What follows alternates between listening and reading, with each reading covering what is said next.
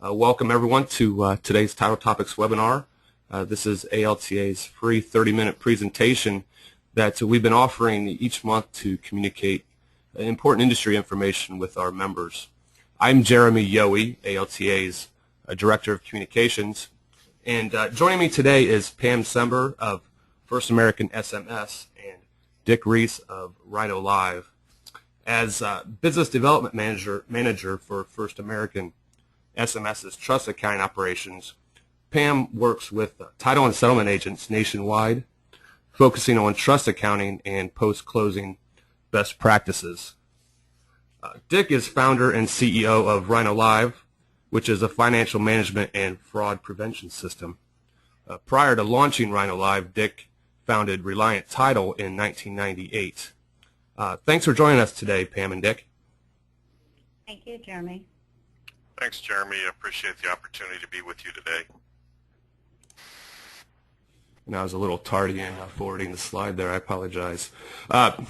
Today we will be discussing portions of ALTA's title insurance and settlement company best practices that addresses the procedures and controls for escrow trust accounts and reconciliation. There on the screen, you can see the best practice and the purpose. And specifically today, Pam and Dick are going to be providing specific examples of how you can document your controls and procedures. And just real quick before we delve into the conversation, just need to touch on a few housekeeping items. You all should have received an email about a half an hour ago with a copy of today's presentation. If you registered, within the past hour, you can go ahead and email me at jyohe@alta.org, and I can get you email you the presentation. As a reminder, all participant lines are muted. If at any time during the conversation you have a question, please use the chat box function in the lower right-hand corner of your screen, and we will be addressing questions at the end of the presentation. As an added benefit, today's presentation will be available for download at alta.org/title topics. And again, that's alta.org/title topics. And real quick, I need to thank SoftPro for sponsoring today's Title Topics webinars. They are the sponsor for 2013, and their support allows us to continue providing these educational opportunities free of charge. And with that, I will hand control over to Dick, who will kick off our discussion. Thanks, Jeremy. The question is, what's normal? I mean, if you were to go back 5 or 6 years ago, you would say that was normal. And so this new normal, probably back then, would be considered abnormal. And it's all really come about, as most of us know, as a result of the meltdown of our economy, primarily through the real estate and mortgage industry, and we are participants in that transaction. And Dodd-Frank set in place the Consumer Financial Protection Bureau, was taking a look at closely as to the whole transactional process. And in part of that requirement was that they placed a responsibility for third-party vendors with the lenders, the loan originators, and they put some very, very tight controls in place that are causing us to rethink the way we do business. And one of the other things that Dodd-Frank calls for is transparency of the financial transactions, being able to see what's going on in a real-time, near real-time, reasonable time frame. And having come from a Navy military background, one of the things everybody probably needs to understand is that the government likes checklists, policies, procedures, set rules, regulations that we all need to follow. And so that's really what this is all about, is being able to document we're doing the right thing, why we're doing it, and how we're doing it. And so with that backdrop, I think it's good to understand how we got to where we got and what are we doing moving forward.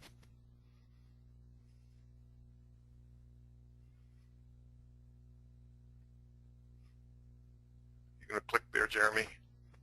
There we go.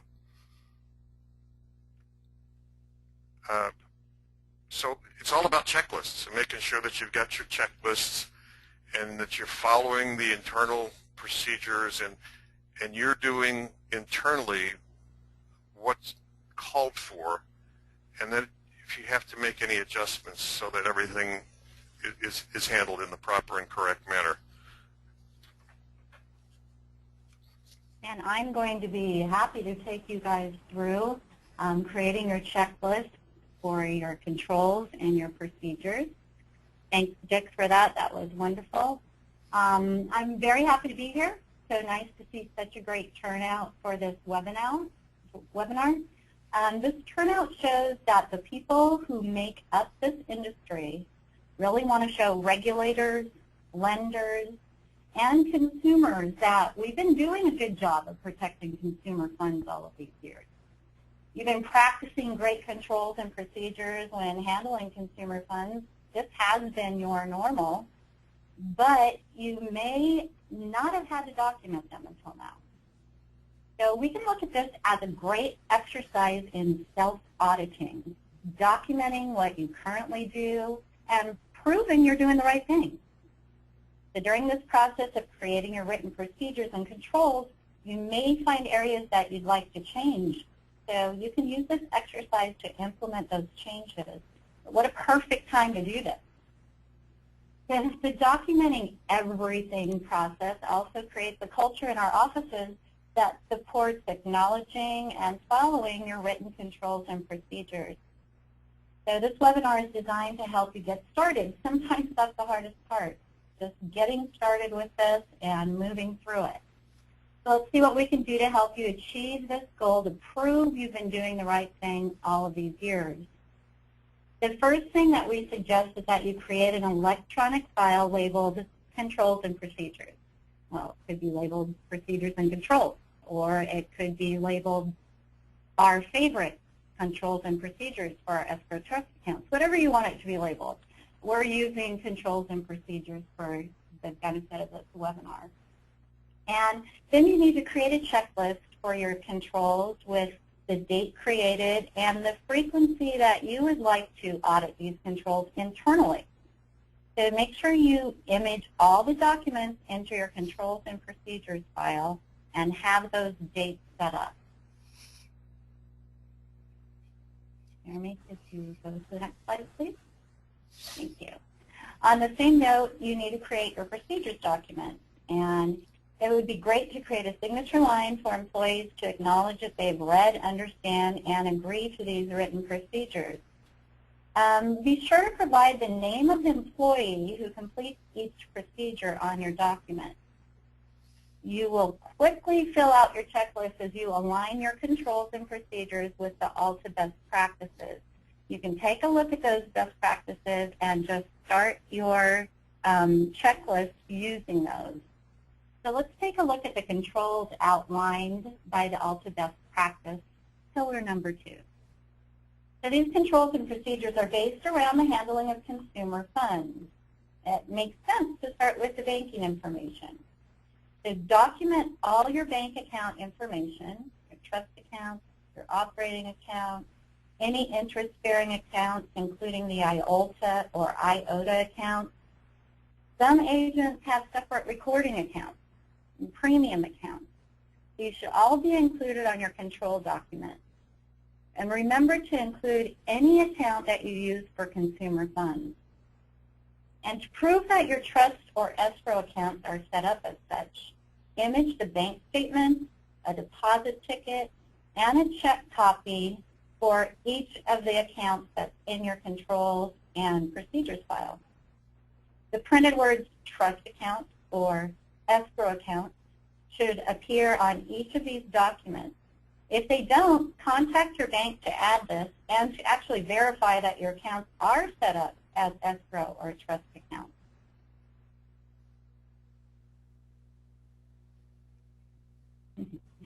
You can verify that your escrow trust accounts are in a federally insured financial institution by going to the FDIC website right here.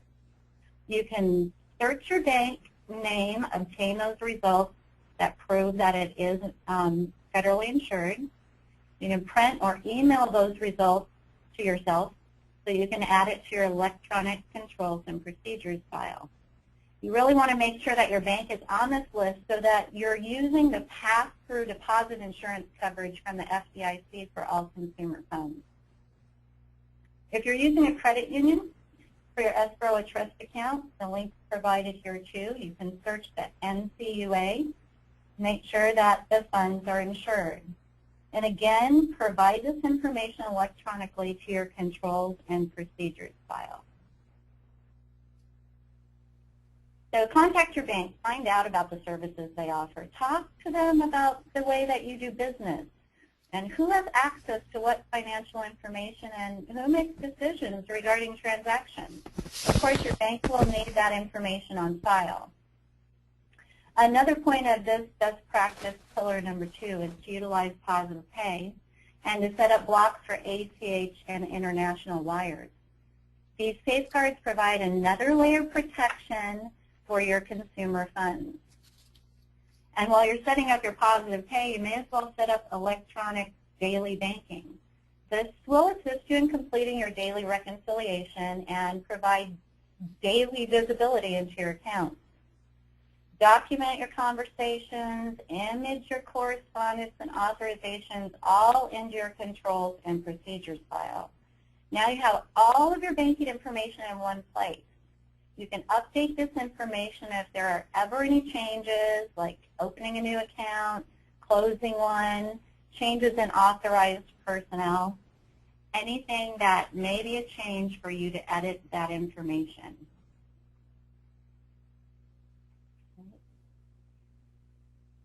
So remember, as we move forward into the procedures, that anyone you have set up as an authorized approver of your financial transactions should not prepare the reconciliation. This provides the segregation of duties that are required. Background checks should be conducted and results imaged into the employee file. So that's it for your controls listed on pillar number 2 of the best practices. So let's transition to your procedures document, and Dick will take you through documenting your procedures. Reconciliation of your escrow accounts is a formal process, and it should be done by someone other than a signer on the account or who can approve the wires. And on at least a monthly basis, you need to be reconciling your account 3 ways, although on a daily basis, you need to be reconciling your transactions to make sure what's going into and out of your account squares up. One of the other things, as in a sidebar to that, is making sure that your user rights in your settlement software match to what you've set up with the bank in terms of approving wires, signing checks, establishing a new file or voiding a check, so that there's a close correlation between the two of them. And then you need to be able to document that you're following up that practice, and only those people that you've authorized are actually the ones that are performing the duties that you've assigned. You just go to the next one, Jeremy. Again, this reconciliation needs to be in electronic format and available to your underwriter. Any exceptions on there need to be explained. For example, if the bank clears an item for the wrong dollar amount, or it perhaps goes into the wrong account, and then you have to move the money to the right account. You have to have in your monthly reconciliation your outstanding items, things that have not cleared, deposits in transmit. That's a deposit that you posted in your software that hasn't shown up in the bank. And so you can see here that you need a copy of your bank statements, all your transaction reports, the 3-way balance, and then that reconciliation needs to be reviewed by management. If you're relying on a third party to conduct this reconciliation for you, you still need to go through and carefully review it, because you are the one that's ultimately responsible, and the money in that account is actually the lifeblood of your company, and it's what you need to protect going forward. Next slide, please. And then in that segregation, you have to take a hard look at the money that has not been dispersed, in the sense that you have money remaining in files for over 180 days, you need to be able to document as to why you're holding that money. Similarly, if you have checks that you have issued that have not been cashed, you have to have formal procedures in place to follow up to try and get those uncashed checks negotiated. And in all cases, the unclaimed properties need to be escheated to the state. And so depending on the practices and procedures in your state, you need to be able to have the ability to show that you have made every good faith effort to get the funds to the ultimate recipient. And failing to be able to do that, you've turned the money over within the legal time frame, and depending, in some states it's as many as 5 years, some states it's 2 or 3. And so that's why you need to make sure that you comply there. Next slide. And Dick, that the longer that people wait to try to contact the payee or the owner of the funds, the more likely they will not be able to find them. And then all of that money remains in their trust account for the 3 to 5 years of retention period that the states require.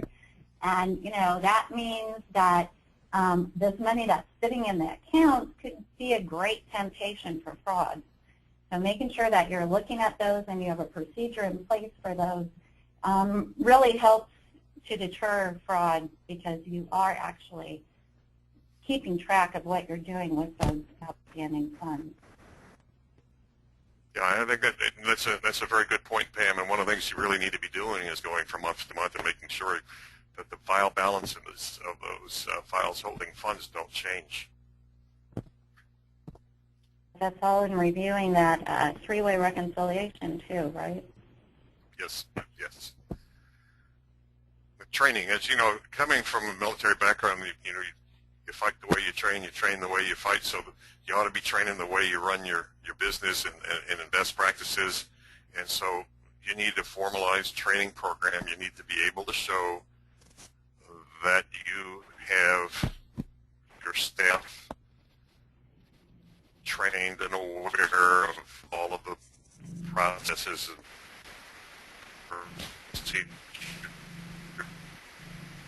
Hey, Dick, you're cutting in and out. Sorry, to secure funds. Hey, Dick. I'm going to go ahead and mute him for a second here. Pam? Yeah, I'll go ahead. So the one thing that that you've done all your controls and your processes and you have them all documented, you can easily turn that document into a training document, because you know who's doing everything, and this way that training document follows your procedures and your controls document. So this training that you're providing for your employees, it should be updated whenever a process changes. So when you change your controls and procedures, update your training document. And some of these changes could be due to new software that you acquire. Remember that that will definitely change your procedures and your training and possibly your controls.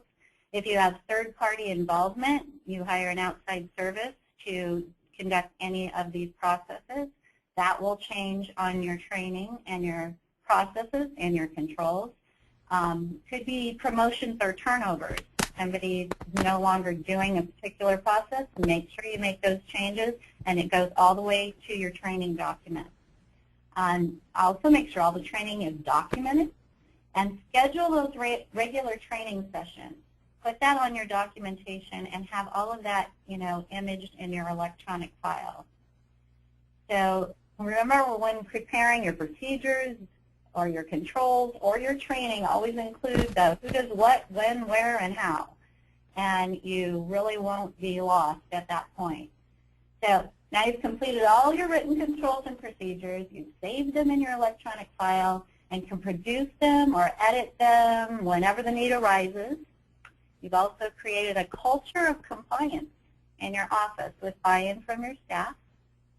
And remember that you may access the ALTA Best Practices on the ALTA website to construct and document your controls and procedures file. So you're well armed and you're ready to go. So good luck, everyone. All right. Thanks, Pam and Dick, for providing some great examples of how attendees can document these policies and procedures.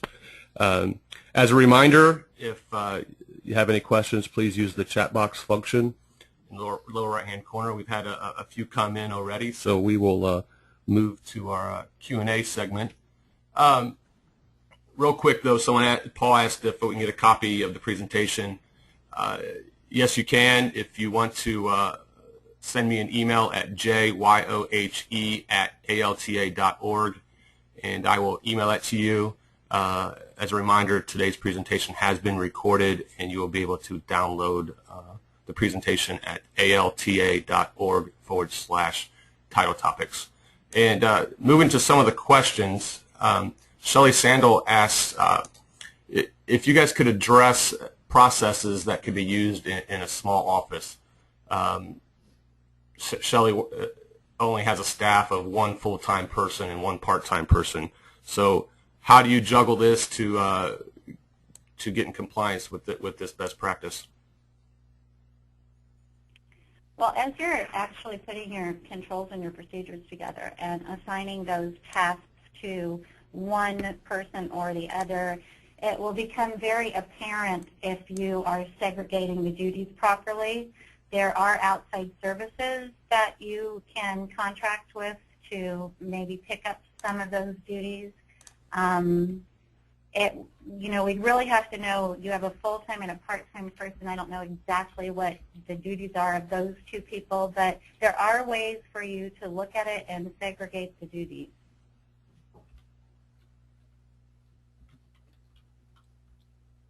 Dick, anything to add, or that? No, that's right on the mark. It really almost mandates that you have a third-party service provider to pick up some of the duties and responsibilities around the oversight and management. But again, it's ultimately her responsibility at the end of the day. All right. A question from Jody Bauer, and she says she's finding and working with smaller title agents in some smaller or maybe remote geographical areas that not all banks have positive pay. Do either of you have any suggestions for these situations?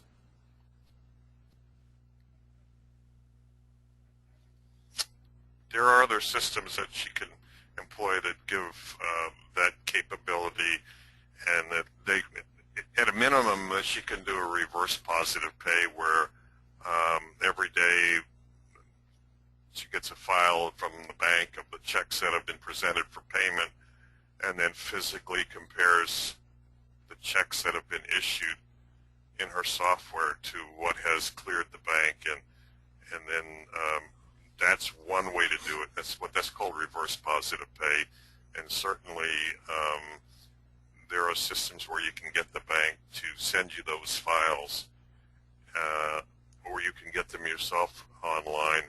And then there are other technology solutions that do the positive pay matching as well.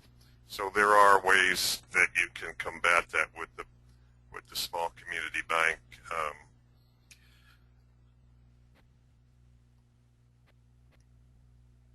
All right. Also request the bank perhaps actually start offering positive pay and let them know that that's something you're looking for to protect consumer funds. Okay, good advice, Pam and Dick. Question from Joanna Petrullo. She says she's a signer, or she says if I am a signer, and it's my job to reconcile all accounts, but I have one of the officers review and initial all parts of the reconciliation. Will that work for them to be compliant?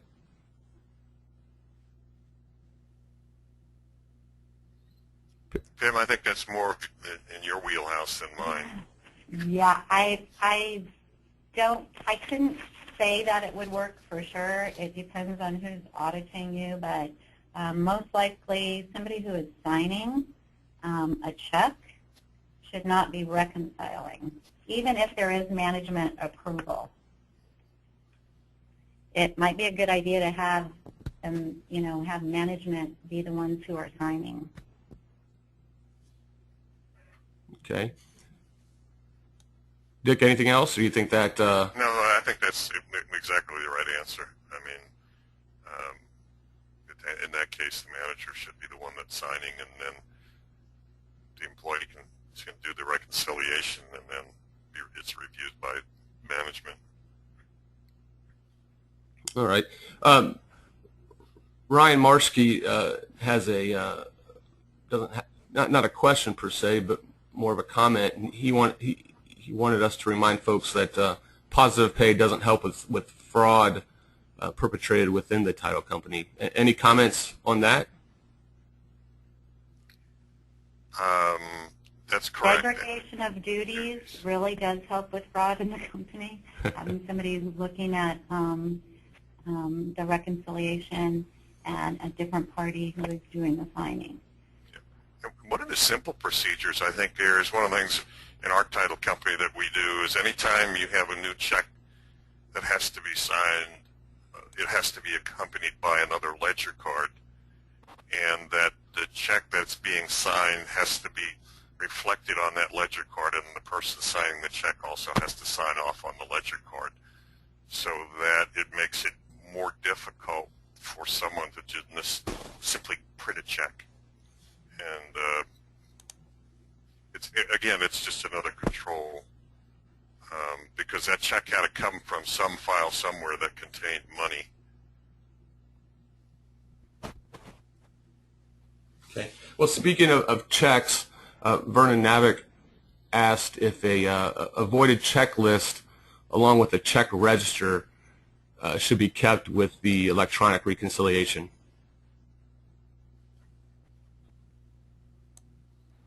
Is that a voided checklist? Yes. Yeah, yes, you should definitely know your check numbers, and they should always be sequential, and you should also know if you have any missing check numbers. That is absolutely part of the reconciliation. Yes. All right, we're getting toward the end of today's webinar. We'll try and squeeze in a few more questions. Any recommendations from either of you for online wire policies such as daily wiring limits, dual approvals? There should absolutely be dual controls on wire authorizations. Now, there's an organization called NACHA. It's an electronic clearinghouse. NACHA and FBI guidelines call for doing your wiring from a separate computer that's standalone, not a part of your network. And on that computer, there is nothing but your browser. There's no software. There's no surfing the internet, and that all of the software needs to be the latest updated, because that's where the vulnerabilities get in. Additionally, dual controls with tokens, and ideally cyber fraud protection. It's the only way. It's absolutely the very best way to protect yourself. In my experience in talking to about a half a dozen agents who have had money taken out of their escrow accounts, most of them were using only one person, even with those little tokens that generate the numbers. And then just recently up in Colorado, I was advised that there were some agents up there that were using dual controls and tokens, and they still experienced cyber fraud. And again, these were computers that were on a network, and we got infected through some of these malicious emails where you get an email from the IRS that says your tax return has been rejected. Click here to see, or your UPS shipment has not been delivered. And once that malware is on your computer, you have no way of knowing. So the answer is 2, at least. All right, good advice. One more question about checks. Sue Johnson wants to know, how do you deal with a bank that may not be returning checks or check images with the monthly bank statements? Any advice there?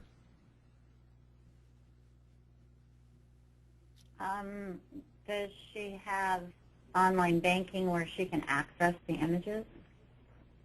They may not be returning the check, but many times you can see the image front and back if you're online banking.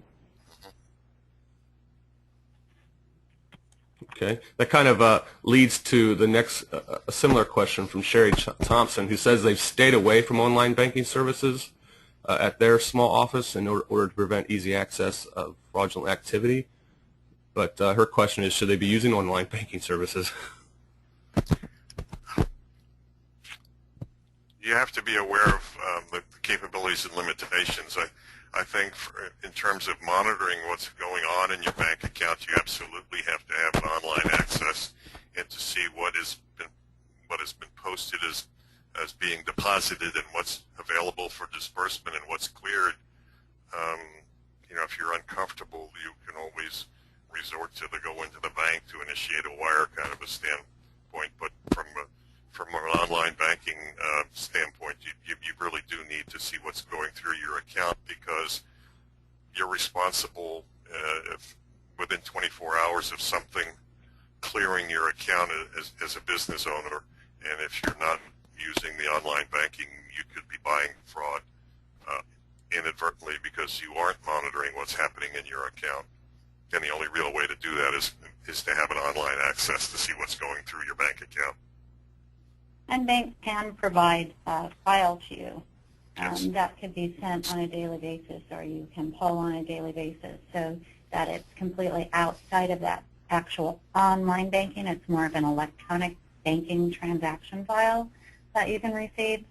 I know with us, we pull thousands of accounts a day, and it's not the kind of access where you can go in and do any, make any transactions. It's only pulling information.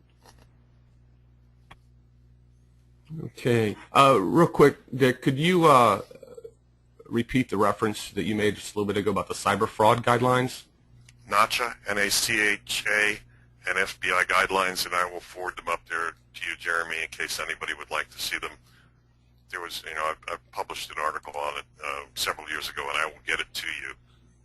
All right, great. And also, if your question wasn't answered or addressed, there's contact information on your screen there for Pam and Dick, so feel free to reach out to either of them. Also, you can send me an email at jyohe@alta.org. For more information about ALTA's best practices, we've created a page dedicated on our website. It's alta.org/best practices. And again, as a reminder, today's webinar has been recorded, and you can see the address on where you can download the file. As a heads up for an upcoming webinar, we'll be addressing pillar number 3 of the best practices, which deals with protection of non-public personal information, and that will be at 2 p.m. Eastern, Thursday, March 7th. That will bring us to the conclusion of today's presentation. Pam and Dick, thanks again for giving attendees some concrete examples on how to document their controls and procedures for escrow trust accounts. Thank you, Jeremy. Dick, thank you. Thank you very much. Appreciate it. All right. I hope everyone found today's webinar useful for their operations. Thank you, everyone.